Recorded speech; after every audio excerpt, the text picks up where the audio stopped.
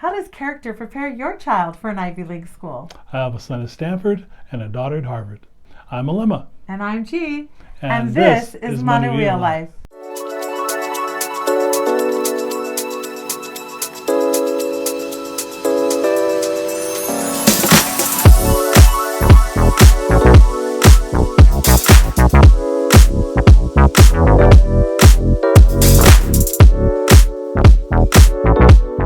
Some people may be surprised to find out that Harvard and Stanford was never our goal in raising our children. Myself, being a first-generation college student, I didn't know a lot of the ins and outs of going to school, let alone preparing to go to college. Luckily, I met this guy, and together we tried to create a balance for our kids to experience success early and then move forward with whatever goal they had their hearts set on. Way back when we first started out as a young family, I wanted to be able to recognize the accomplishments of each child. And so we implemented something called Mr. Hustle.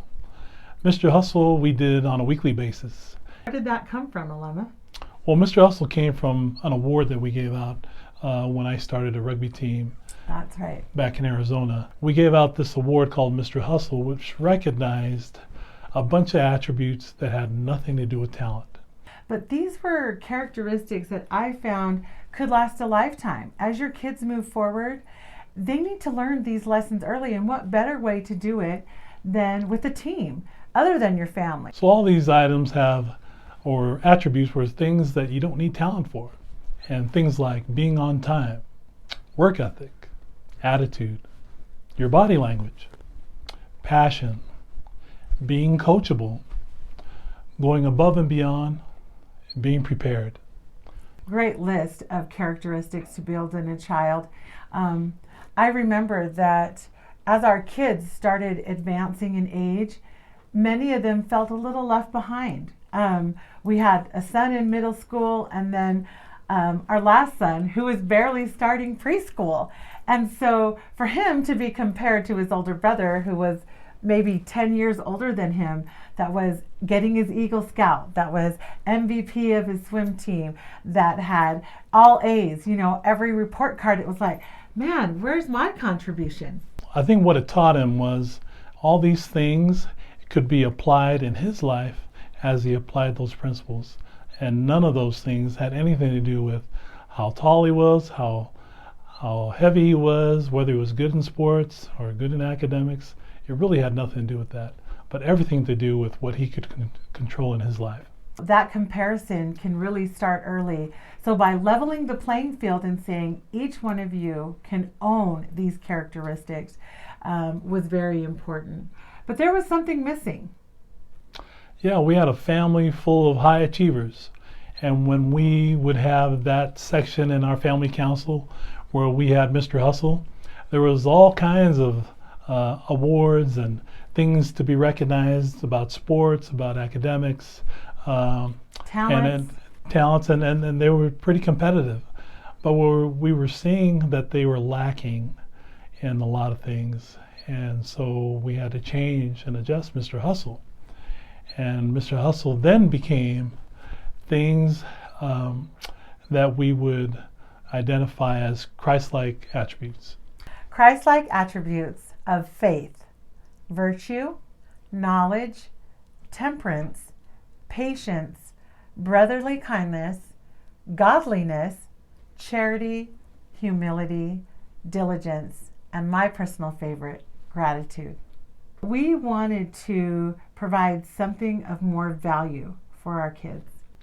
And so how it all worked out is you get up during Mr. Hustle, the Mr. Hustle segment of your family council, and you would give your children and the entire family the opportunity to stand up and recognize someone else in the family that you have seen behavior, actions that would demonstrate Christ-like attributes, as well as all those other accomplishments. For sure. This is the funny part, because here you are sitting with your brother or your sister that you really just want to punch in the face, that made you mad, that ate something that you had left over, that wore something that you had wanted to wear, that stole something of yours and really didn't take care of it, like all of the frustrations that you're experiencing. And then you have to, stand up and recognize this person for being nice to someone other than you?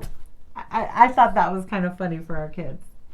A lot of things developed when we started implementing that. What we saw as far as a process, what was happening to them was they were starting to see the good in others. They were starting to see God's hand in their lives. They were starting to be grateful. They were starting to see how those things were more important than some would say, the worldly things that they had going for them in their lives. I think this activity really brings on a sensitivity to what we should value in each other. And as easy as it is to, grab that low-lying fruit of you're an awesome player, you're a great student, there is value in seeing beyond those achievements in people. It's a value to look at another human and appreciate just them for being them. I know a lot of our kids were at a point where they were trying to redefine themselves. We had been in Samoa for about 5 years. We were coming back to the States to kind of reset and move forward. And here they were, prime teenage years, middle school. Can you remember that? Like how tough it is to kind of stand your ground, to take confidence and know who you are. So it was imperative for us as family to change the act of recognition into affirmation, into helping our kids recognize that to be smart for smart's sake, to be talented for talented's sake, wasn't it. That wasn't the end all be all. I remember Alema's statement for the kids was smart for nothing. How can you be so smart but yet see another person hurting, lacking, needing, and just walk on by like it's no big deal, right? Once we started to implement it, some remarkable things started to happen. Our children started to see things a little bit differently. They were being inclusive and not exclusive.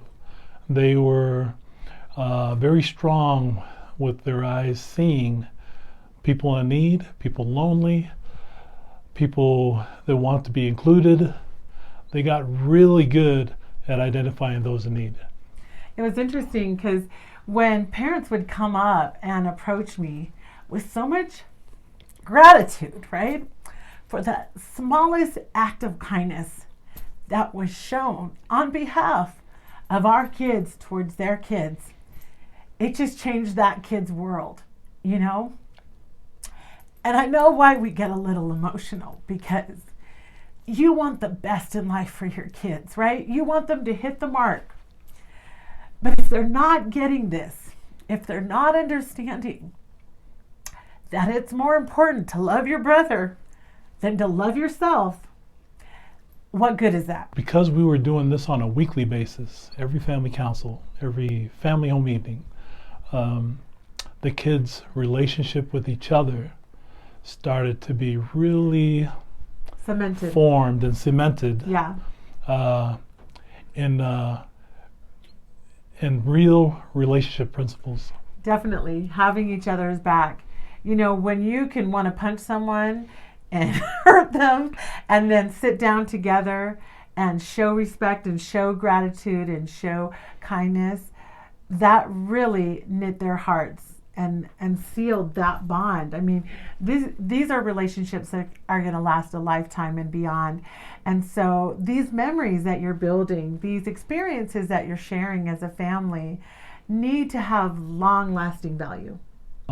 It's kind of like, it goes back to my football days, and I always like to use these analogies. It's like a running back getting the ball, and each time he touches the ball, in fact, the more times he touches the ball, the more yards or the better he gets. his eyes get really good, his feet get really good at anticipating and gaining yards. Well, those things don't happen by chance. It's because of the repetition.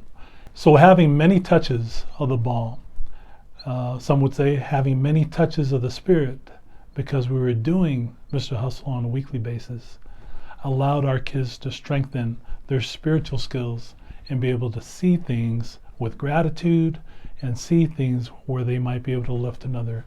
Yes, it's great to have all these accolades and have all this praise and be proud of your accomplishments.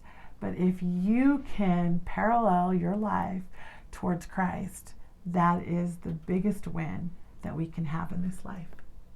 I love that it fully aligned with and allowed us to improve as a family. I think you're right, Alema, and I think that's what allowed our kids to grow and develop and to push, knowing that they couldn't fail, right? So again, Stanford and Harvard was never the goal, but it became something that they could attain because they didn't limit themselves, knowing that the gospel that centers around Christ allows everyone to improve and to reach their divine potential. And so my encouragement for you as a family is sit down and recognize, but also affirm these wonderful attributes that your kids can embody. Didn't know we were going to get so emotional about Mr. Hustle. But if you like what you see, if you like what you're hearing, please hit subscribe, like, and share the video with others.